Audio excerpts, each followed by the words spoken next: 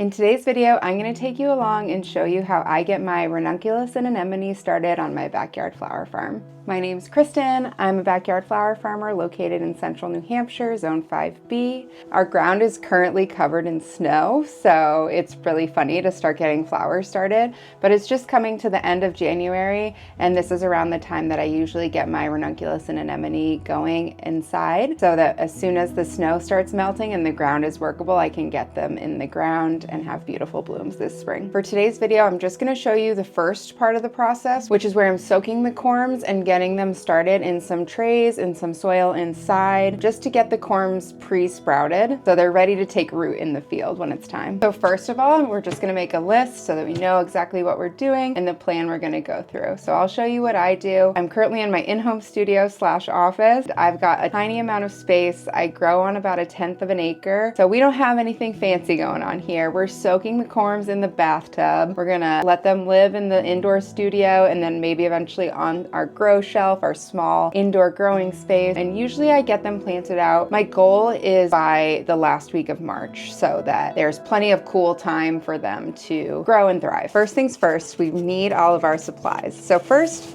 we're gonna need our corms. I've got about 1,000 ranunculus and anemone corms in these bags. I get all of my corms from Ball Seed brokers with a lot of different companies. So these came from Edney. I have always had great luck ordering from Ball. I've never had any issues. Always had beautiful corms come from them. We're also gonna need some soil. I have a big bag of Pro Mix here. I like to use this for starting my ranunculus and anemone as well as any seeds I'm gonna start inside. Love the Pro Mix. All right, and the third thing you're gonna need is some sort of container to soak the corms. I just go for buckets because I've got a lot of them hanging around. I like to kind of keep mine separate per variety. Sometimes I like to use the mesh bags that my tulip bulbs came in. So kind of figure out what works best for you, depending on how many different varieties you have. You may not want a bucket for each one, or you could use some sort of mesh bags or like those mesh like veggie grocery bags that are reusable. Those would work well too. And then the last thing you need for this part of the process is some sort of tray or container to use. You're gonna put soil and then your ranunculus, corms, and then some more soil so they're covered and dark, but they're gonna get sprouting. So there we have it. We've gathered all of our supplies. So I'll see you tomorrow so we can soak our corms. It's a couple of days later.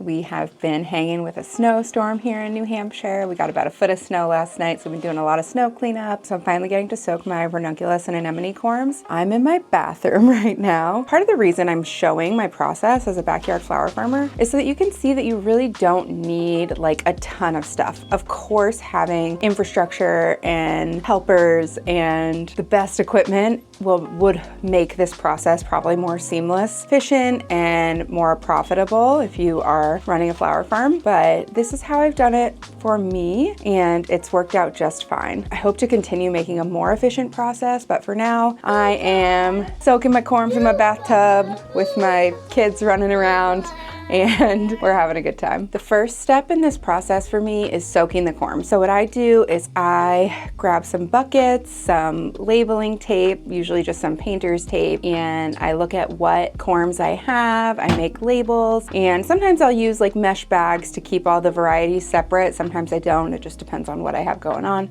and how organized I'm feeling. But I like to soak my corms like somewhere around like 3 to 4 hours. I don't have a little aerator. Some people use like little fish bubblers, like fish tank bubblers. Sorry if you hear kid noises in the background. Some people use little fish tank bubblers. I don't. What I do is I start soaking my corms. I make sure I have clean buckets and everything. And then every hour or so, I'll just come through and like stir the corms in the bucket. And I have found that I haven't really had any issues with like mold or bacteria or any problems really using that method. I just stir it around so there's not really like a chance for bacteria to grow while they're soaking. After I finish soaking process, so again, like 3 to 4 hours max. And then I'm draining all the corms, draining all the water off. And then I take my just 10-20 flat trays that I use to put under like seedling trays, and I fill them part of the way with some pre-moistened pro mix, and then I just throw my corms in there. I don't set them up with the little octopus feet down. I find that that is pretty time consuming and not really necessary for the pre-sprouting process. Then I put all my corms in the soil that's pre-moistened, very important, not too wet, not too dry. You kind of should just be able to like make it into like a ball in your hand and it kind of stay formed but not be dripping wet. The same rule goes for starting seeds. So just pre-moistened soil but not dripping wet and not too dry. I have the layer of pre-moistened soil, the layer of corms, and then I top it off with some more soil. I don't want to say the moist word too many more times, but yeah, so top off with a layer of wet-ish soil. And then I have my studio space is just a back office room in our house, and it is not very warm. Even with the heat turned on, our house is about 200 years old, so we have some spaces that are colder than others, so I kind of use that to my advantage. Ranunculus and anemone love to start cold. They like to stay cold. They don't really like soil that's above 65 degrees. So I got a room that stays like around 55, so I put them in there and I leave them for about 2 weeks. It is a bit dry in there as well. I just like to go in and check on them every few days and make sure that the soil is moist enough but not too wet. Sometimes I will miss the top of the soil. I have had issues in the past where the soil is too dry, so they're like not getting enough moisture to get going. And what you want to see eventually is just like these little white pokey bits coming out of the corms. Once I do see my corms starting to pre-sprout and wake up a little bit, if they start sprouting out of the soil, then I will put them under lights so that they continue to grow, and I just continue to check on them. I am in central New Hampshire, zone 5B, so we are not planting out until sometime in March. My goal is always to get them in before the last week of March, so they're gonna stay inside until it's warm enough for them to go outside and not freeze. So the biggest takeaways are, step 1 is to soak the corms in clean buckets and clean water for 3 to 4 hours and just stirring gently every hour or so to prevent bacterial growth.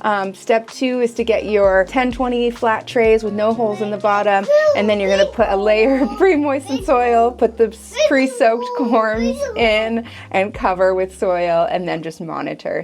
And then step 3 is just to let them chill for a couple weeks and check on them every few days just to make sure they're not getting too like dry or moldy. And that's what we're gonna do until it's spring and time to plant.